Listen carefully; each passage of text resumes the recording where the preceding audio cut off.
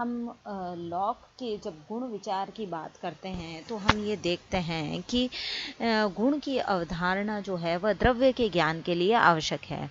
गुणों के ज्ञान के बिना हमें द्रव्य का ज्ञान नहीं हो सकता, इसलिए गुणों का ज्ञान जो है वह बहुत ही आवश्यक है।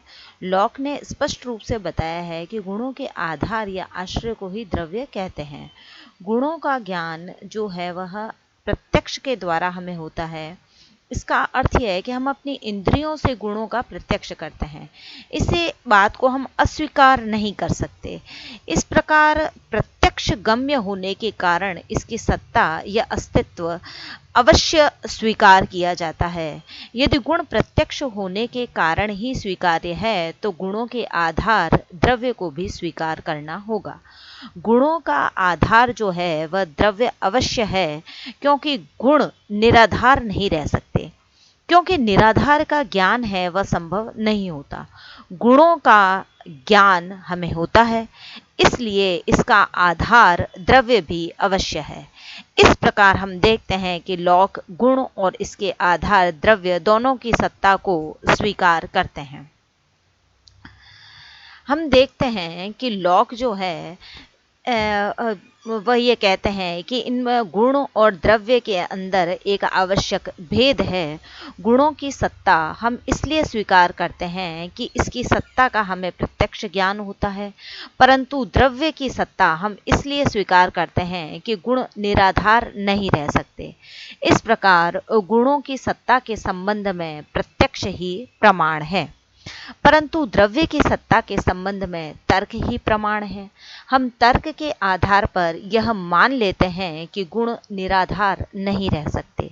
इस प्रकार द्रव्य की सत्ता तो तार्किक मान्यता पर आधारित है। हम द्रव्य को देख नहीं सकते, परंतु इसके बिना गुणों की व्याख्या नहीं हो पाती। अतः हम द्रव्य की सत्ता मान लेते हैं। पहला प्रत्यक्षगम्य है और दूसरा अनुमेय है। इस प्रकार गुण और द्रव्य की सत्ता में प्रमाण अलग अलग है। गुणों के संबंध में दो आवश्यक प्रश्न उत्पन्न होते हैं कि गुण क्या है और गुण कितने हैं। इसका तात्पर्य जो है वह यह है कि किसी वस्तु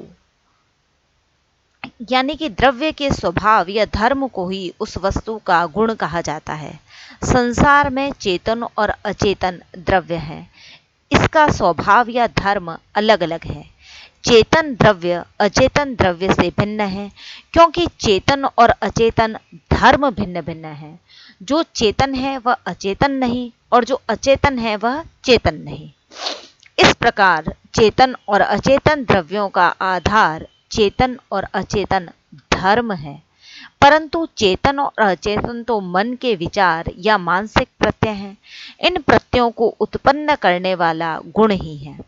इसका तात्पर्य यह है कि गुणों के कारण ही विभिन्न मानसिक विचारों या प्रत्ययों की उत्पत्ति होती है।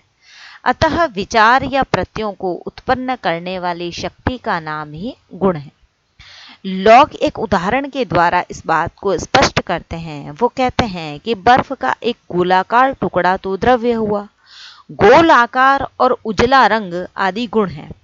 यह गोल और गोल जो आकार की हम बात करते हैं और रंग जो उजला की हम बात करते हैं, तो ये मानसिक प्रत्यय या विचार है। इन प्रत्ययों की उत्पत्ति गुणों के कारण होती है। इस प्रकार गोलाकार और उजले रंग आदि उत्पन्न करने वाली शक्ति का नाम ही गुण है। यदि हमारे मन में गोल आकृति और उजले रंग को उत्पन्न करने की शक्ति नहीं होती, तो इन प्रत्ययों का अस्तित्व भी नहीं होता। इस प्रकार गुण ही वह शक्ति है जिसके कारण विभिन्न धर्मों की उत्पत्ति होती है। इसलिए गुण धर्म नहीं है, वरन धर्म को उत्पन्न करने वाली शक्ति है। परंतु साधारण भाषा में किसी वस्तु के धर्म को ही उस वस्तु का गुण कहते हैं। उदाहरण के लिए बर्फ के टुकड़े या गुण गोलाकार और उजला रंग है। लॉक साधारण अर्थ में इतना ही परिवर्तन करते हैं कि गुण प्रत्ययों या धर्मों को उत्पन्न करने वाली शक्ति है, अतः गुण विभिन्न धर्मों के कारण हैं। अब गुणों के प्रकार कौन कौन से हैं इसकी चर्चा हम नेक्स्ट वीडियो में करेंगे।